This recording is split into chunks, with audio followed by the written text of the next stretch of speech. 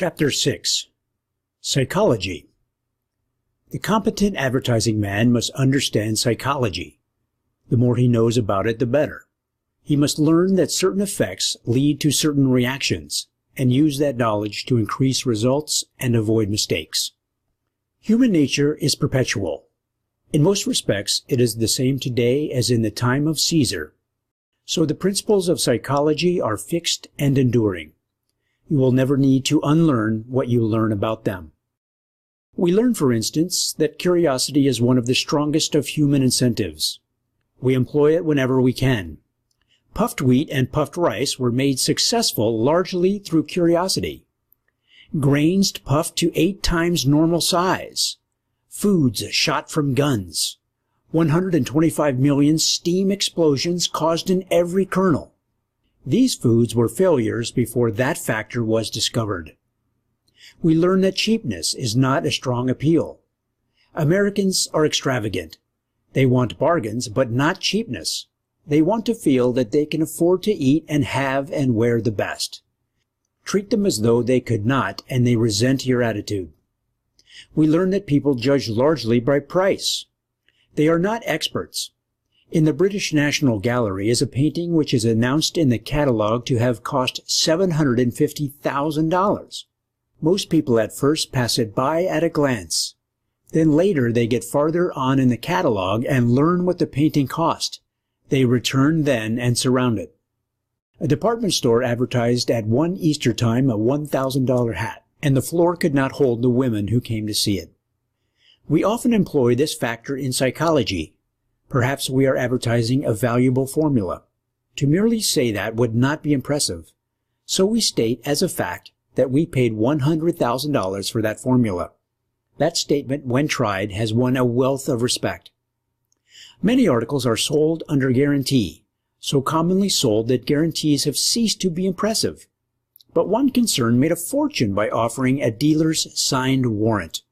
The dealer to whom one paid his money agreed in writing to pay it back if asked. Instead of a faraway stranger, a neighbor gave the warrant. The results have led many to try that plan, and it has always proved effective. Many have advertised, "Try it for a week. If you don't like it, we'll return your money." Then someone conceived the idea of sending goods without any money down and saying, "Pay in a week if you like them." That proved many times as impressive. One great advertising man stated the difference in this way. 2 men came to me, each offering me a horse. Both made equal claims.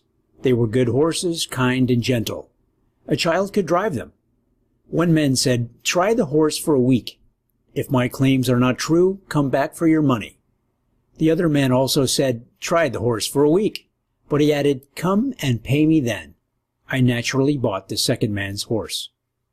Now countless things, cigars, typewriters, washing machines, books, etc., are sent out in this way on approval. And we find that people are honest. The losses are very small. An advertiser offered a set of books to businessmen. The advertising was unprofitable, so he consulted another expert. The ads were impressive. The offer seemed attractive.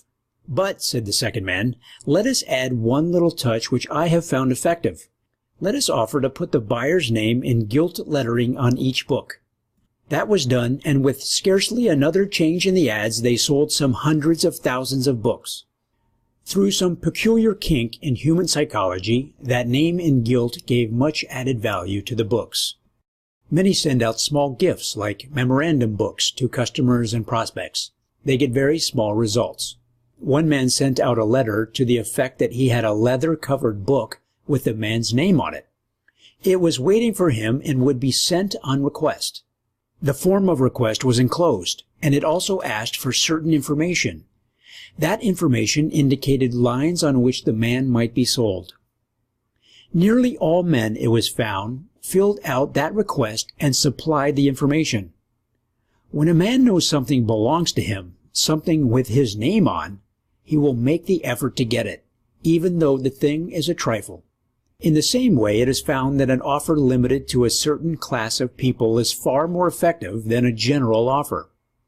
For instance, an offer limited to veterans of the war, or to members of a lodge or sect, or to executives, Those who are entitled to any seeming advantage will go a long way not to lose that advantage. An advertiser suffered much from substitution. He said, "Look out for substitutes. Be sure you get this brand," etc., with no effect. Those were selfish appeals. Then he said, "Try our rivals too." Said it in his headlines. He invited comparisons and showed that he did not fear them. That corrected the situation. Buyers were careful to get the brand so conspicuously superior that its maker could court a trial of the rest. Two advertisers offered food products nearly identical. Both offered a full-size package as an introduction, but one gave his package free. The other bought the package. A coupon was good at any store for a package for which the maker paid retail price. The first advertiser failed, and the second succeeded. The first even lost a large part of the trade he had. He cheapened his product by giving a 15-cent package away. It is hard to pay for an article which has once been free. It is like paying railroad fare after traveling on a pass. The other gained added respect for his article by paying retail price to let the user try it. An article good enough for the maker to buy is good enough for the user to buy. It is vastly different to pay 15 cents to let you try an article than to simply say it's free. So with sampling. Hand an unwanted product to a housewife and she pays it slight respect. She is in no mood to see its virtues. But get her to ask for a sample after reading your story and she is in a very different position. She knows your claims. She is interested in them, else she would not act. And she expects to find the qualities you told. There is a great deal in mental impression. Submit 5 articles exactly alike and 5 people may each choose one of them. But point out in one some qualities to notice and everyone will find them. The 5 people then will all choose the same article. If people can be made sick or well by mental impressions, they can be made to favor a certain brand in that way. And that, on some lines, is the only way to win them. 2 concerns side by side sold women's clothing on installments. The appeal, of course, was to poor girls who desired to dress better. One treated them like poor girls and made the bare business offer. The other put a woman in charge, a motherly, dignified, capable woman.